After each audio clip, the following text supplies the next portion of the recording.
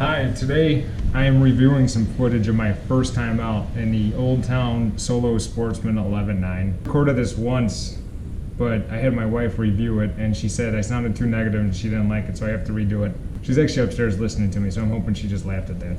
Some good points before I get into, I just have some clips of me paddling and things like that, but the one thing I do want to talk about is how awesome it is that it's light. The specs say it's 54 pounds. You can easily go from the ground up on your shoulders onto the car. I car top. I have a pickup truck, but I don't use the bed for the canoe. It's for gear, so I throw it on top. I have roof racks, Yakima roof racks, and that's how I get mine around. The thing too is it's really fast. Get to these clips. Here's when I first dropped the canoe in. I just got the feel for it. Paddling upstream, we had some rain that morning. More rain than I thought we got. That current was moving about 3.5 miles an hour. I got up it, I worked at it a little bit, but I got up it pretty fast. It was real easy. It wasn't one of these canoes, these short canoes that go back and forth every time you paddle. It tracks really straight. Here's just for me, it facing me. I will say one of the downsides of this canoe, and it's not really the canoe, it's more the way you paddle this canoe, is in a traditional canoe, you're off to the side with a paddle. Every now and then you switch to either straighten yourself out or just give that side a break.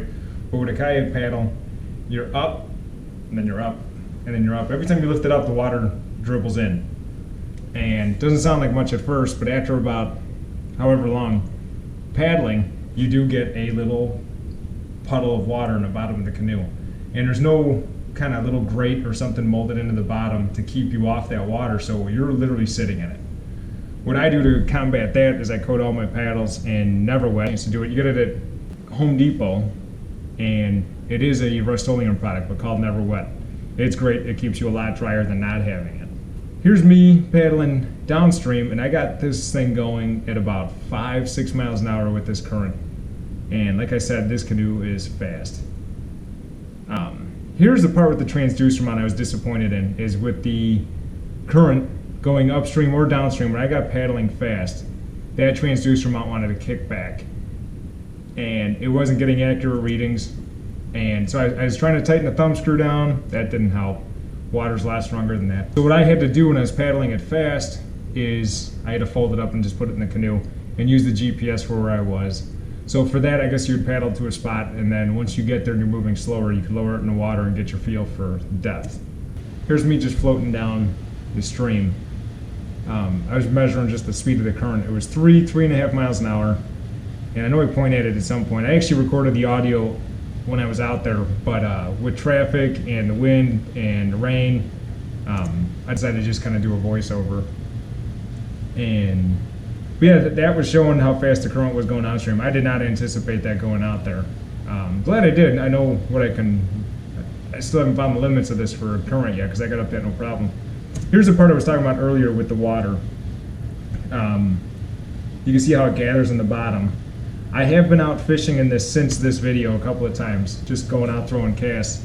And what I did to combat that before I got the Never Wet is I just threw a ShamWow between my legs, so every time the water goes in, the ShamWow collects it. A sponge or something would work, and wring it out every so often. So that's the first few clips I have of running this canoe. I do love it. It's light, it's fast. The only real gripe I have with it is water collecting in the bottom, but that's just the nature of a canoe and paddling it with a kayak paddle, not a canoe paddle. I look forward to this coronavirus thing being over, so we could be out in state parks and doing all this stuff. I plan on filming more. Since all this stay-at-home stuff went in, I've been working overtime. Thankfully, I'm an essential worker along with my wife, and we're essential workers. We actually got overtime instead of being sent home with no work. I'm thankful for that, but I do plan on getting out. I did get a new camera, something a little more upgradable as I go, but it's a Nikon 750.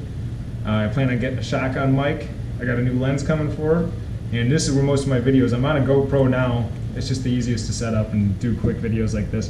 But I do plan on doing a little more quality of a video as time goes on. I look forward to making more of these videos. Please like, please subscribe, tell everybody you know about this. I'm trying to grow this channel as best I can. I'm not that popular. Any feedback you have, leave in the comments. I'm open to criticism.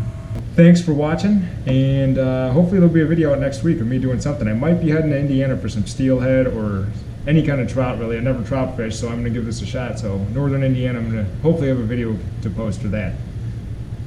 Thanks for watching. Wait. One thing I forgot about that I had in the original version was how I fly fish out of a canoe. And I had it in there. I had a nice explanation for it, but you know, my wife made me redo it. So here I want to say it again, is I do a lot of fly casting. I do a lot of fly casting out of a canoe. And the one thing I did want to say that this canoe does easily is you can get to your knees. Anybody that fly casts knows that it's hard enough as it is, let alone when you're sitting down. And in this canoe, your butt is at water level. So you're not casting very far if you're fly casting sitting down. What I do is I prop myself up and I turn around and I kneel down on the seat. I'm actually facing the back of the canoe. And that elevates me, my right arm above the water, and I can throw out probably about half to 3/4 of a normal cast that I would be if I'm waiting or standing. I just want to say how easy it actually was to fly fish out of this. It's also very easy to get out of this canoe in about a foot of water and wade. So I like to pull up on shore, pull the canoe up, park it, and then go out wading off the bank, fly fish, pull it off, jump back in. Very easy. I wasn't worried, wasn't about to tip it, and that is it. Now I'm saying goodbye until next time. Thank you.